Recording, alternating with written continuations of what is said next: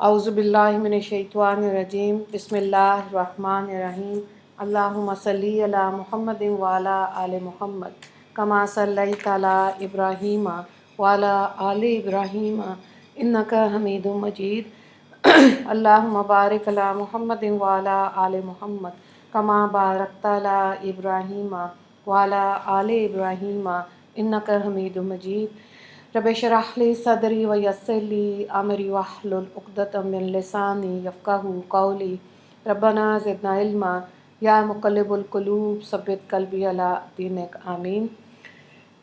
10 عنوانات کے تحت اسلامی تعلیمات جمادی الاول یکم۔ عنوان نمبر 1، اسلامی تاریخ وہ مبارک گھر جہاں آپ صلی اللہ علیہ وآلہ وسلم نے قیام فرمایا۔ رسول اللہ صلی اللہ علیہ وآلہ وسلم جب مکہ سے ہجرت کر کے مدینہ آئے تو یہاں کے لوگوں نے آپ صلی اللہ علیہ وآلہ وسلم کا پرجوش استقبال کیا۔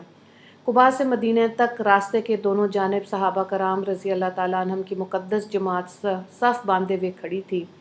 جب آپ مدینہ میں داخل ہوئے تو ہر قبیلے اور خاندان والا خواہش مند تھا اور ہر شخص کی دلی تمنا تھی کہ حضور صلی اللہ علیہ وآلہ وسلم کی میزبانی کا شرف ہمیں نصیب ہو۔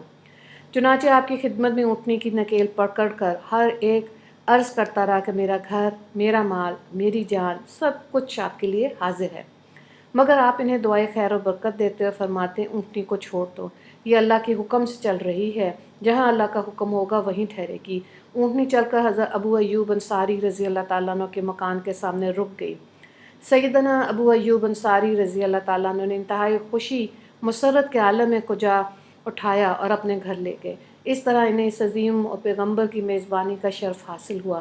آپ نے 7 ماہ تک اس مکان میں قیام فرمایا۔ عنوان نمبر 2، اللہ کی قدرت انسان کی پیدائش 3 اندھیروں میں۔ کائنات کی سب سے حسین ترین مخلوق انسان، جس کے لیے اللہ تعالیٰ نے اس کا کارخانہ عالم کو وجود بخشا۔ اس کی تخلیق اللہ تعالیٰ کہاں کر رہے ہیں؟ وہ جگہ نہ بہت بڑی ہے اور نہ وہاں روشنی کا انتظام، نہ وہاں کوئی کام کرنے والا ہے، بلکہ اللہ تعالیٰ ایک تنگ جگہ میں ماں کے پیٹ میں 3 اندھیروں میں اس کی تخلیق کر رہے ہیں۔ جبکہ دنیا میں مینوفیکچرنگ جہاں ہوتی ہے وہ جگہ کئی ایکڑوں میں پھیلی ہوئی ہوتی ہے، روشنی اور کمکمے لگے ہوتے ہیں اور بے شمار کام کرنے والے ہوتے ہیں، یہاں کچھ بھی نہیں، پھر بھی اللہ تعالیٰ انسان کی پیدائش کر رہا ہے۔ یہ اللہ کی کتنی بڑی زبردست قدرت ہے۔ اللہ اکبر، اللہ اکبر۔ عنوان نمبر 3، ایک فرض کے بارے میں، اللہ تعالیٰ سب کو دوبارہ زندہ کرے گا۔ قرآن میں اللہ تعالیٰ فرماتا ہے، اللہ وہ ہے جس نے تم کو پیدا کیا اور وہی تمہیں روزی دیتا ہے، پھر وقت آنے پر وہی تم کو موت دے گا اور پھر تم کو وہی دوبارہ زندہ کرے گا۔ سورہ روم آیت نمبر 40۔ مفہوم یہ ہے کہ مرنے کے بعد اللہ تعالیٰ دوبارہ زندہ کریں گے، جس کو بعث بعد الموت کہتے ہیں۔ اس کے حق ہونے پر ایمان لانا فرض ہے۔ عنوان نمبر 4، ایک سنت کے بارے میں، وضو میں 3 مرتبہ کلی کرنا۔ حضرت علی رضی اللہ تعالیٰ عنہ رسول اللہ صلی اللہ علیہ وآلہ وسلم کے وضو کی کیفیت بیان کرتے ہوئے فرماتے ہیں کہ رسول اللہ صلی اللہ علیہ وآلہ وسلم نے 3 بار کلی کی۔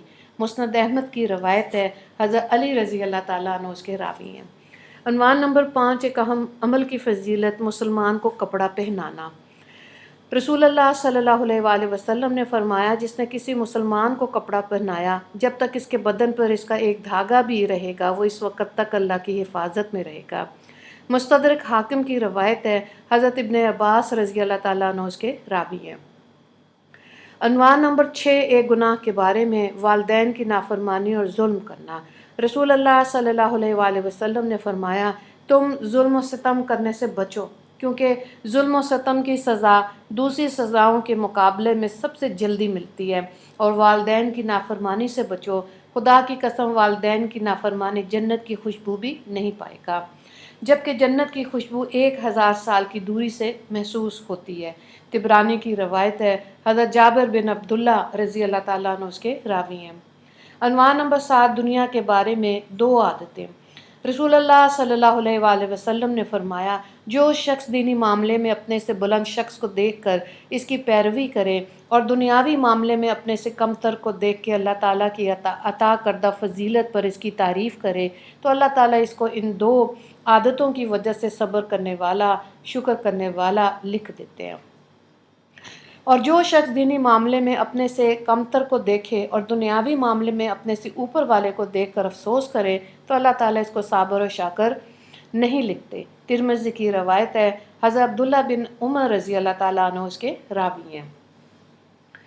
عنوان نمبر 8، آخرت کے بارے میں جنتی کا دل پاک صاف ہونا۔ قرآن میں اللہ تعالیٰ فرماتے ہیں ہم ان اہل جنت کے دلوں سے رنجش و قدوت کو باہر نکال دیں گے اور ان کے نیچے نہریں بہہ رہی ہوں گی اور وہ کہیں گے اللہ کا شکر ہے جس نے ہم کو اس مقام تک پہنچایا، اور اگر اللہ ہم کو نہ پہنچاتا تو ہماری کبھی یہاں تک رسائی نہ ہوتی۔ سورہ اعراف آیت نمبر 43۔ عنوان نمبر 9، طب نبوی سے علاج کرنے والوں کے لیے اہم ہدایت۔ رسول اللہ صلی اللہ علیہ وآلہ وسلم نے فرمایا اگر کسی نے بغیر علم و تجربے کے علاج کیا تو قیامت کے دن اس کے بارے میں پوچھا جائے گا۔ ابو داؤد کی روایت ہے، عبداللہ بن عمر رضی اللہ تعالیٰ عنہ اس کے راوی ہیں۔ مفہوم یہ ہے کہ اگر حکیم یا ڈاکٹر کی نہ تجربہ کاری اور ناڑی پن کی وجہ سے مریض کو تکلیف پہنچتی ہے یا وہ مر جاتا ہے تو ایسے حکیم اور ڈاکٹر کی قیامت کے دن گرفت ہوگی۔ اچھا ہوئے ہوئے۔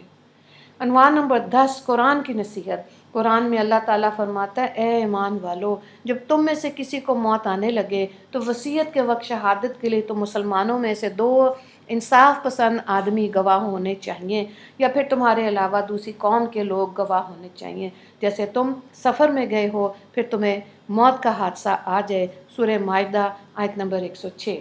وآخر دعوانا ان الحمد للہ رب العالمین۔